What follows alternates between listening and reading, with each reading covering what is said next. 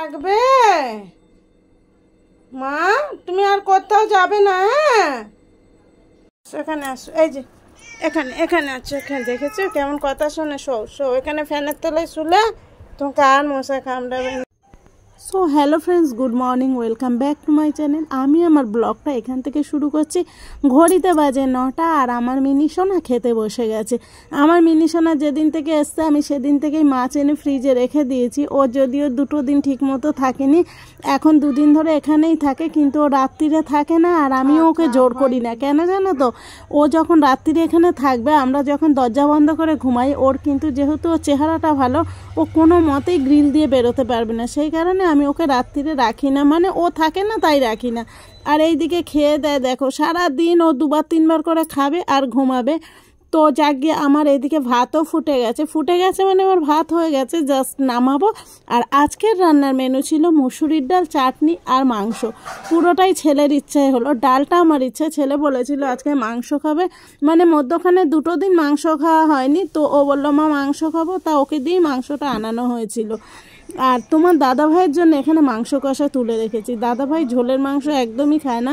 মাংস হলে দাদাভাই একটু মানে বিরক্তি হয়, তারপরেও কষাটা তুলে রাখলে খায়। আর এই যে আমাদের ভাইপোটা, ও টিফিন এখানে নিয়ে এসেছিলো, যেহেতু এখানে কাজ করছিল, তোমাদের দাদাভাই বললো চল আমরা তাহলে বাড়িতে গিয়ে একসাথে খাবো। আর যেহেতু আজকে শরীরটা খারাপ ছিল, মাথা ব্যথা ছিল, দুপুরে প্রায় 3 ঘন্টা আমি ঘুমালাম। তারপরে ঘুম থেকে উঠে দেখছি ঘরে কেউ নেই, ঘরটা পুরো ফাঁকা। আর একা একা ঘরে আর কি করব বলো? নেই তো, এখনো আসেনি আজকে। হ্যাঁ অনেকক্ষণ গেছে, আসেনি। আমি ভাবছিলাম ফোন করব, তারপরে আর করলাম না। তো তুমি করে দেখতে পারো। প্রায় 9টা বাজতে যায়।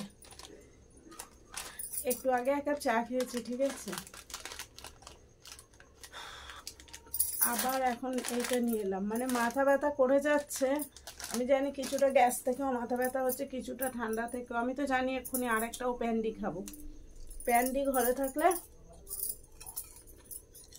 নো চিন্তা নো ভাবনা।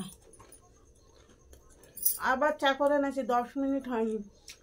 ভালো লাগছে না গো একা একা কত। যদি আমার মাথা ব্যথাটা না করতো, আর যদি বৃষ্টিটা না হতো, এখানে টিপটিপ করে বৃষ্টি হচ্ছে, কখনো আবার একটু জোরে হচ্ছে, তাহলে আমি বেরিয়ে যেতাম। আমি ঠিক বেরিয়ে যেতাম তাহলে। একা একা একদম ভালো লাগে না। আর ভিডিও তুমি কতক্ষণ ভিডিও করবে? খুব কম হলে 2 ঘন্টা পর পর তো ভিডিওটা পোস্ট করতে হবে, তাই না? তো সারাক্ষণ তো আর মোবাইলে ঢুকে থাকতে হয় না। আগের চাটা খুব ভালো হয়েছিল, এটা ভালো হয়নি।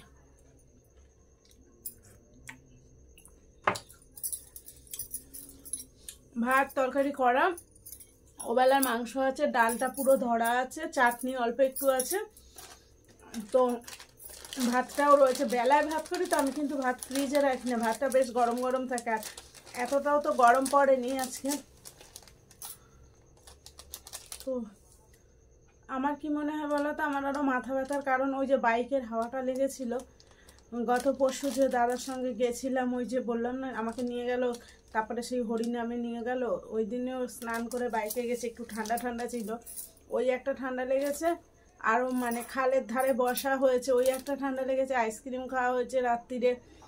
আর একটা আমার শরীর অসুস্থতার কারণ আমি নিজে বলছি, শোনো, আমার অনেক দিন ধরে কিন্তু গা হাত পা ব্যথা নেই, অনেক দিন কি বছর পার হয়ে যাচ্ছে। আমার মনে হচ্ছে আমি প্রতিদিন কোল্ড ড্রিঙ্কস খাচ্ছি, নিয়ম করে কোল্ড ড্রিঙ্কস খাচ্ছি, সেই জন্য মনে হচ্ছে এত প্রবলেম হচ্ছে। আজকে কোল্ড ড্রিঙ্কস আনতে বলবো বলেও ফোন করিনি। কোল্ড ড্রিঙ্কস খাওয়া বারণ একদম। ওইটুখানি আরামের জন্য সারাক্ষণ কষ্ট পাওয়া আর ভালো লাগছে না। আর বন্ধুরা, চিপসটাও ভালো লাগছে না, আমি রেখে দেবো ছেলের জন্য। ভালো লাগছে না খেতে, মুখে ভালো লাগছে না। জ্বর জ্বর তো প্যারাসিটামল এখনো খাইনি। চাটা ভালো লাগছে, খালি গরম গরম। মনে হচ্ছে চায়ের গ্লাসটা মুখ থেকে নামাবো না। তো এখন অনেকেরই ভাত খাওয়ার টাইম। রাতের লোক যখন ডিনার করছে তখন আমি চা খাচ্ছি। কি করব, আমার ঘরের লোকজন না এলে আমি কি করব? আর আমার ডিনার বলে যদি কিছু না থাকতো আমার পক্ষে ভালো হতো, খেতে আমার ভালো লাগে না। তো যাকে সেই সঙ্গে গুড নাইট, নাহলে ভিডিও আবার বড় হয়ে যাবে। ছোট করতে চাইলে এত ছোট হয়ে যায় যে বাড়াতে পারি না 3 মিনিট, আর বড় করতে চাইলে 5-6 মিনিট হয়ে যায়। তো গুড নাইট, সবাই ভালো থেকো, সুস্থ থেকো। কালকে আবার নতুন একটা ব্লগ নিয়ে তোমাদের সঙ্গে দেখা হবে। ততক্ষণের জন্য টাটা।